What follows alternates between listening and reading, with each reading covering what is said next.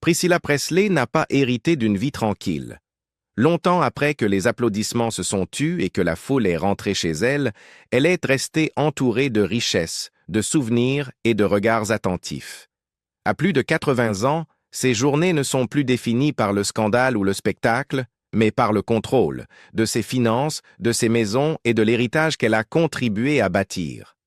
Derrière l'élégance et la discrétion se cache une histoire de choix réfléchis, de leçons difficiles et d'une fortune façonnée à la fois par les triomphes et les pertes.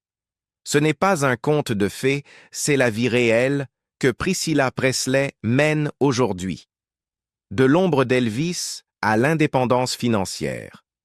Lorsque Priscilla Presley a divorcé d'Elvis Presley en 1973, le monde a supposé que son mode de vie dépendrait toujours de son nom.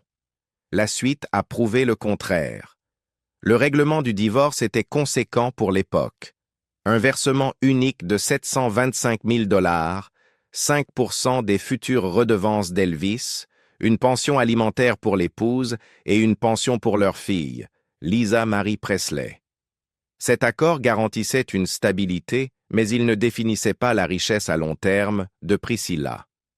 Sa véritable transformation financière a commencé lorsqu'elle a cessé d'être simplement la femme d'Elvis pour agir en tant que femme d'affaires indépendante.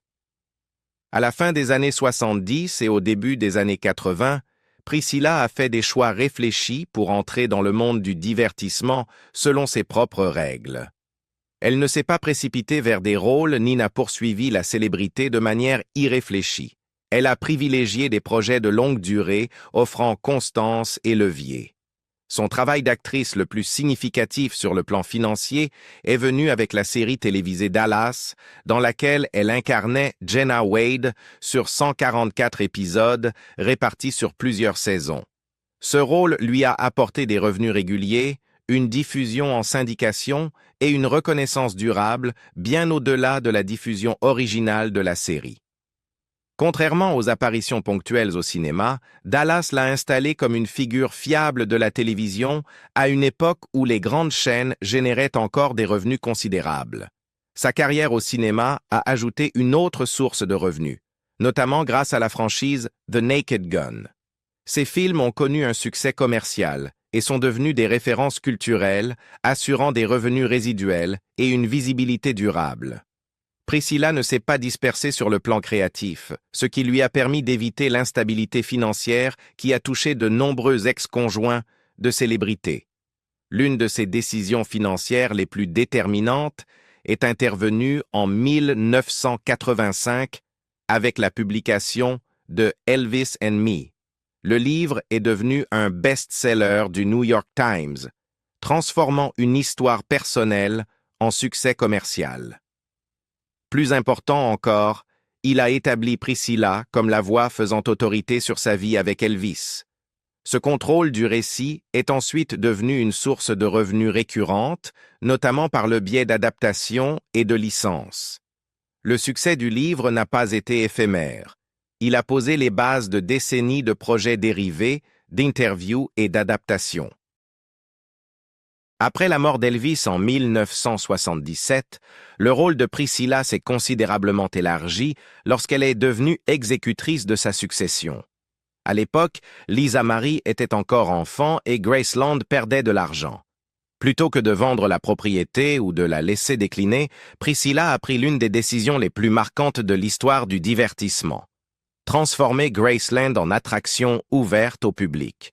Lorsque le domaine a accueilli ses premiers visiteurs, la succession d'Elvis est passée d'un fardeau financier à une institution génératrice de revenus. Avec le temps, Graceland a produit environ 10 millions de dollars par an pour la succession, garantissant qu'Elvis reste l'un des artistes décédés les plus rentables au monde. Cette décision n'était pas dictée par la nostalgie, mais par la stratégie. Priscilla comprenait la notion de marque, d'héritage et de monétisation à long terme, bien avant que ces concepts ne deviennent des mots à la mode. Son leadership a préservé l'empire Presley tout en renforçant sa propre position financière. Lorsque Lisa Marie a hérité de Graceland à l'âge de 25 ans, la succession était stable, rentable et reconnue dans le monde entier. En 2025, la fortune personnelle de Priscilla Presley était estimée à environ 10 millions de dollars. Ce chiffre n'inclut pas les actifs plus vastes de la succession Presley désormais supervisée par Riley Keough, mais il reflète les revenus indépendants de Priscilla issus de décennies de travail dans le cinéma, l'édition, la production exécutive et la gestion stratégique de la succession. Il reflète également une certaine retenue. Contrairement à de nombreuses figures hollywoodiennes de sa génération, Priscilla n'a pas accumulé sa richesse par des dépenses excessives.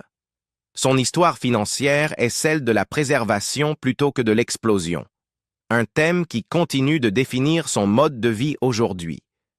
Les maisons comme pouvoir et non comme excès. Lorsque Priscilla Presley a atteint la fin de la soixantaine, sa relation à l'immobilier avait changé. Dans les décennies précédentes, les maisons représentèrent la proximité du pouvoir, une protection contre l'attention extérieure et les besoins pratiques liés à l'éducation d'un enfant tout en assumant un rôle public. À un âge plus avancé, la propriété est devenue tout autre chose, un reflet de contrôle, de sécurité et d'intention.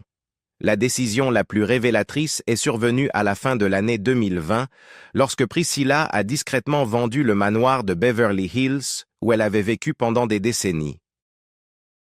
Cette maison n'était pas une simple propriété de célébrité parmi d'autres. Elle l'avait achetée quelques années après son divorce, choisissant volontairement un emplacement proche de celui où Elvis vivait à Holmby Hills afin que Lisa Marie puisse facilement passer d'un parent à l'autre. La villa de style italien s'étendait sur un terrain privé d'1 acre et offrait près de 9000 pieds carrés habitables, avec 7 chambres, 9 salles de bain, des pièces de réception formelles, des fontaines, des jardins, une piscine et un court de tennis. Construite au début des années 50, elle avait été soigneusement modernisée au fil du temps, mêlant élégance d'antan et intimité. Lorsque Priscilla a mis la propriété en vente pour 16 millions de dollars, cela ne relevait pas de la spéculation, mais d'une confiance dans sa valeur à long terme. Après un ajustement de prix, la maison a été vendue pour 13 millions de dollars, un profit toujours conséquent et une sortie assumée d'un chapitre de sa vie. La vente de cette propriété n'était pas motivée par une pression financière. Il s'agissait d'une question d'échelle. En 2020, Priscilla n'avait plus besoin d'un vaste domaine pour gérer la vie familiale ou organiser des réunions liées à l'industrie. Elle a plutôt choisi de se tourner vers quelque chose de plus raffiné et maîtrisé. Un penthouse à Century City, à Los Angeles. Acquise pour environ 4,8 millions de dollars, cette nouvelle résidence a marqué un changement décisif dans sa manière de vivre. Le penthouse s'étend sur un peu plus de 3200 pieds carrés, mais chaque élément de l'espace reflète l'intention plutôt que l'extravagance. Situé dans un complexe résidentiel de luxe sécurisé, il offre une surveillance permanente, un stationnement privé et un accès contrôlé, des caractéristiques qui comptent davantage que la taille lorsque la confidentialité et la sécurité deviennent prioritaires. Des charges mensuelles d'environ 2 900 dollars donnent accès à des équipements tels qu'une piscine, des cours de tennis, un clubhouse et une terrasse sur le toit avec des vues dégagées, supprimant ainsi le besoin d'un entretien lourd en personnel. À l'intérieur, la maison reflète le goût personnel de Priscilla plutôt que les tendances des célébrités. Le design d'inspiration européenne privilégie les roses pâles, les bleus doux, les lilas et des textures romantiques. Des sols en chêne blanc parcourent les espaces de vie principaux, tandis qu'une cheminée en pierre blanche structure le salon. Un bar discret apporte de la fonctionnalité sans excès. La cuisine ouverte, entièrement blanche, avec des surfaces en marbre et des appareils haut de gamme, privilégie la simplicité plutôt que le spectaculaire. Chacune des 3 chambres dispose de sa propre salle de bain, tandis que la suite principale comprend un lustre en cristal, des finitions en marbre, des doubles vasques, un hammam et des puits de lumière, un luxe exprimé par le savoir-faire plutôt que par la démesure. Ce choix s'inscrit dans une tendance plus large de la vie de Priscilla. Même durant son mariage avec Elvis, les maisons étaient sélectionnées pour leur fonctionnalité et leur emplacement plutôt que par impulsion. Le couple possédait plusieurs propriétés en Californie, dont un domaine à Holmby Hills, et a notamment séjourné dans leur maison de lune de miel futuriste à Palm Springs, célèbre pour son design moderniste du milieu du siècle et son architecture expérimentale. Achetée à la fin des années 60 pour un peu plus de 20 000 $, cette propriété est revenue sur le marché des décennies plus tard pour des millions, illustrant la constance avec laquelle l'histoire immobilière de Priscilla s'est alignée sur la valeur à long terme plutôt que sur l'indulgence immédiate. En 2026, les choix résidentiels de Priscilla Presley racontent une histoire limpide. Elle ne vit plus entourée de symboles d'excès. Elle évolue désormais dans des espaces qui reflètent l'indépendance, la discrétion et la durabilité. Ces maisons ne sont pas des déclarations publiques, ce sont des frontières qu'elle maîtrise. Et dans une vie autrefois définie par une exposition permanente, ce contrôle est peut-être le plus grand luxe qui soit. Voiture, voyage et luxe discret. Contrairement à de nombreuses figures publiques dont la richesse s'affiche à travers des voitures exotiques et des achats largement médiatisés, Priscilla Presley a toujours abordé les déplacements et les voyages avec retenue. Son mode de vie dans ce domaine reflète un schéma constant qui l'accompagne depuis des décennies. Le luxe est présent, mais jamais ostentatoire. Même au sommet de sa visibilité, elle a évité de transformer la mobilité en spectacle public. Durant son mariage avec Elvis, les voitures faisaient partie d'un univers qu'elle ne contrôlait pas. Elvis utilisait notoirement les automobiles comme des symboles de générosité et d'excès, offrant des véhicules à des amis comme à des inconnus. Priscilla, à l'inverse, n'a jamais adopté ce comportement. Après le divorce, ses choix sont devenus entièrement pragmatiques, guidés par la discrétion, la sécurité et la fiabilité plutôt que par le statut. Il n'existe aucun registre attestant qu'elle ait constitué une collection de voitures rares ou ultra-luxueuses, et cette absence est intentionnelle. Elle n'a jamais cherché à rivaliser avec la mythologie entourant le mode de vie d'Elvis. À mesure qu'elle avançait en âge, l'approche de Priscilla vis-à-vis des voitures reflétait son virage plus large vers la discrétion. Elle privilégiait des véhicules haut de gamme bien équipés, conçus pour le confort et la sécurité, plutôt que pour attirer l'attention. Ces choix lui permettèrent de se déplacer à Los Angeles sans susciter de regards inutiles, une priorité devenue de plus en plus importante à mesure que sa vie publique croisait des questions juridiques et des litiges successoraux. À une époque où les célébrités exposent souvent chaque achat, son silence concernant ses véhicules personnels est devenu une composante de son image. Les voyages suivent un schéma similaire. Plus tôt dans sa vie, les déplacements de Priscilla étaient dictés par les tournages, les tournées de concerts et les exigences médiatiques d'Elvis. Par la suite, ces voyages sont devenus ciblés et maîtrisés. Ses apparitions publiques se limitaient à des événements précis, affaires liées à la succession, conventions soigneusement sélectionnées, avant-premières de films directement liés à des projets qu'elle soutenait et quelques rencontres avec les fans. Un exemple notable fut sa participation à des discussions publiques autour du film Priscilla, où elle s'est exprimée avec franchise sur sa vie et a clarifié certains aspects de son histoire. Ces déplacements n'étaient pas des tournées promotionnelles, mais des apparitions stratégiques liées à la gestion de son héritage. L'aviation privée a autrefois fait partie de sa vie par association et non par choix personnel. Après la mort d'Elvis, Priscilla n'a pas conservé ce mode de vie de manière indépendante. Ses habitudes de voyage ont évolué vers l'efficacité plutôt que l'extravagance. Les vols commerciaux en première classe, les plannings coordonnés et une sécurité de confiance ont remplacé le mouvement incessant de ses années antérieures. Ce changement reflète sa philosophie plus large. Le confort sans indulgence, l'accès sans excès. Même à Los Angeles, sa décision de quitter une vaste propriété de Beverly Hills pour un penthouse sécurisé à Century City a réduit le besoin de longs déplacements et de transports gérés par un personnel nombreux. Tout ce dont elle a besoin, sécurité, commodité, accès aux centres d'affaires, se trouve désormais dans un périmètre plus restreint. Ce choix a minimisé l'exposition tout en maximisant le contrôle. Ce qui rend cette approche remarquable, ce n'est pas ce qu'elle possède, mais ce qu'elle a volontairement évité. Dans une industrie qui assimile souvent la visibilité à la pertinence, Priscilla a choisi la voie inverse.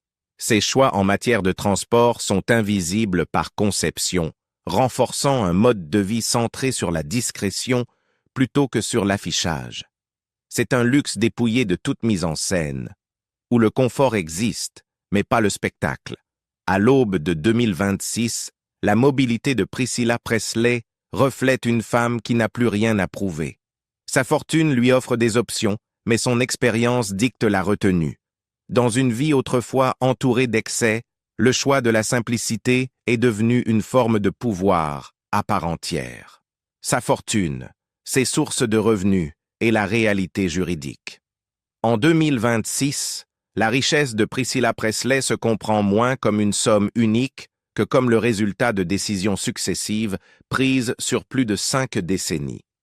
Sa fortune personnelle est estimée à environ 10 millions de dollars, un chiffre qui reflète des revenus indépendants plutôt qu'un contrôle sur l'ensemble du patrimoine Presley. Cette distinction est essentielle. Alors que la marque Elvis continue de générer des dizaines de millions de dollars chaque année, la fortune actuelle de Priscilla provient de sources qu'elle a elle-même construites, protégées et gérées. Les bases de sa stabilité financière ont été posées avec le règlement du divorce de 1973 qui lui a apporté à la fois des liquidités immédiates et une participation à long terme aux royalties d'Elvis. Cette part de 5% lui a assuré des revenus continus directement liés à son catalogue, un flux qui ne s'est jamais tari à mesure que sa musique continuait de se vendre dans le monde entier. Toutefois, les royalties à elles seules n'auraient pas suffi à soutenir son mode de vie. Le métier d'actrice est devenu son premier véritable moteur de revenus indépendants. Sa longue présence dans la série Dallas lui a procuré des cachets réguliers sur plusieurs saisons, une opportunité rare à l'époque pour les rôles télévisés. Cette stabilité lui a permis d'investir avec prudence et d'éviter une dépendance à des projets risqués. L'édition a constitué un autre pilier essentiel. Elvis & Me n'a pas seulement connu le succès à sa sortie, l'ouvrage est devenu un actif durable. Son adaptation en mini-série, puis des décennies plus tard en long métrage, a prolongé sa valeur financière bien au-delà de celle d'un mémoire classique. En tant que productrice exécutive sur les projets liés à son histoire, Priscilla s'est assurée non seulement des rémunérations initiales, mais aussi une participation aux revenus à long terme et aux licences. Ces projets ont renforcé son autorité tout en continuant à monétiser son histoire personnelle de manière maîtrisée. Son rôle financier le plus déterminant s'est toutefois exercé à travers la gestion du patrimoine plutôt que par la propriété directe. Après la mort d'Elvis, elle a contribué à transformer Graceland en une destination mondiale, stabilisant une succession qui perdait de l'argent et la convertissant en une source de revenus fiable. Bien que la propriété ait ensuite été transmise à Lisa Marie puis à Riley Keough, le leadership initial de Priscilla a garanti la viabilité financière de la marque Presley. Cette contribution continue de définir sa place au sein de l'héritage familial, même sans contrôle direct. Après le décès de Lisa Marie Presley, l'univers financier de Priscilla est entré dans une phase plus complexe. Un litige juridique est apparu concernant des documents successoraux, finalement résolu par un accord désignant Riley Keough comme fiduciaire unique. Priscilla n'a pas conservé la propriété de Graceland, mais elle a récupéré des biens personnels et a été nommée conseillère spéciale de la succession, un rôle assorti d'une rémunération. Cette issue a renforcé un thème récurrent de sa vie, se retirer de la propriété tout en conservant une influence.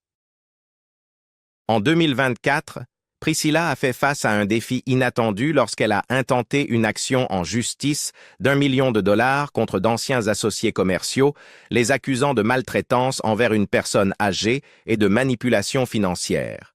Selon les documents judiciaires, elle affirmait avoir été convaincue de remplacer des conseillers financiers de confiance et d'entrer dans des montages qui détournaient la majorité de ses revenus vers des comptes qu'elle ne contrôlait pas. La plainte évoquait des pertes d'environ 1 million de dollars. Les défendeurs ont nié toute faute, qualifiant l'action de représailles, mais l'affaire a mis en lumière une vulnérabilité souvent liée à la richesse vieillissante, la nécessité d'une supervision digne de confiance. Plutôt que de fragiliser ses finances, cette affaire a souligné la manière dont les actifs restants de Priscilla sont soigneusement structurés. Sa richesse n'est pas concentrée dans des investissements volatiles. Elle est répartie entre des royalties, des participations dans la propriété intellectuelle, des actifs immobiliers et des rôles de conseil. Cette structure limite les pertes catastrophiques, même lorsque des litiges surviennent. Vie quotidienne, intimité et le prix d'une vie discrète. En 2026, Priscilla Presley mène une vie qui surprendrait beaucoup de ceux qui l'imaginent encore figée dans le glamour du passé. Ses journées ne sont plus rythmées par les avant-premières, les voyages incessants ou les obligations mondaines. Son mode de vie reflète désormais un recentrage volontaire, façonné par l'âge, l'expérience et les leçons tirées de décennies sous le regard du public. Le luxe est toujours présent, mais il est privé, maîtrisé et volontairement discret. La routine quotidienne de Priscilla est centrée sur la préservation de son intimité. Depuis son installation dans son penthouse de Century City, elle s'est largement retirée du rythme de la vie mondaine de Los Angeles. Le complexe résidentiel sécurisé lui offre un sentiment de protection que les vastes domaines ne pouvaient plus garantir, supprimant le besoin d'un personnel nombreux ou d'une surveillance constante. Cet environnement lui permet de vivre de manière indépendante, sans être isolée, entourée de commodités tout en restant à l'abri des intrusions. C'est un mode de vie pensé pour réduire l'exposition plutôt que l'amplifier. Ses apparitions publiques sont désormais rares et ciblées. Elle ne participe plus aux événements simplement pour être vue. Lorsqu'elle apparaît, c'est généralement dans le cadre de responsabilités liées à l'héritage Presley, de conventions de fans soigneusement sélectionnées ou de projets qu'elle soutient personnellement. Sa présence à MegaCon Orlando, où elle a parlé ouvertement de sa vie avec Elvis et de son regard sur certaines représentations récentes de leur relation, n'avait rien de promotionnel. Elle visait à rétablir une vérité. À ce stade de sa vie, Priscilla ne prend la parole publiquement que lorsqu'elle estime que le récit a besoin de sa voix. Son cercle social s'est également resserré. Les dîners hollywoodiens et le réseautage de l'industrie qui remplissaient autrefois son agenda ont disparu. Ses relations tournent désormais autour d'amis de confiance, de sa famille et de conseillers professionnels. Ce resserrement n'est pas le fruit du hasard. Après avoir traversé des conflits successoraux, des batailles juridiques et des accusations de manipulation financière, Priscilla est devenue particulièrement consciente des risques liés à l'accès à sa vie. La confiance, autrefois accordée facilement, se gagne aujourd'hui lentement. Le luxe, dans son quotidien, s'exprime à travers le confort plutôt que l'indulgence. Son environnement domestique reflète ce changement. Des matériaux de qualité, un décor raffiné et une élégance fonctionnelle plutôt que l'excès. Elle n'accumule pas d'objets pour le prestige et ne recherche pas la nouveauté. Chaque élément de son espace a une utilité, renforçant un sentiment de stabilité et de familiarité. Cette philosophie s'étend à ses choix vestimentaires, culinaires et de loisirs. Des décisions guidées par la simplicité et la qualité plutôt que par la mode. Sur le plan émotionnel, sa vie reste marquée par le poids du passé. Les décès d'Elvis et de Lisa Marie ont durablement transformé son monde. De son propre aveu, elle ne s'est jamais remariée, car aucune relation ne pouvait égaler celle qui a défini sa jeunesse. Ce choix, profondément personnel, a également influencé son mode de vie. Sa fortune n'est pas partagée dans le cadre d'un couple traditionnel, ni diluée par de nouvelles structures familiales. Elle est gérée avec prudence, souvent de manière conservatrice, reflétant un désir de préserver plutôt que d'étendre. Priscilla Presley a traversé la célébrité, la richesse, la perte et la réinvention, et en 2026, son mode de vie porte la trace de chaque chapitre de ce parcours. Pensez-vous que choisir l'intimité plutôt que l'excès est la forme ultime du luxe, ou vivriez-vous différemment si vous étiez à sa place? Partagez votre avis dans les commentaires et n'oubliez pas de liker, de vous abonner et d'activer les notifications pour découvrir d'autres histoires méconnues derrière les vies les plus emblématiques d'Hollywood.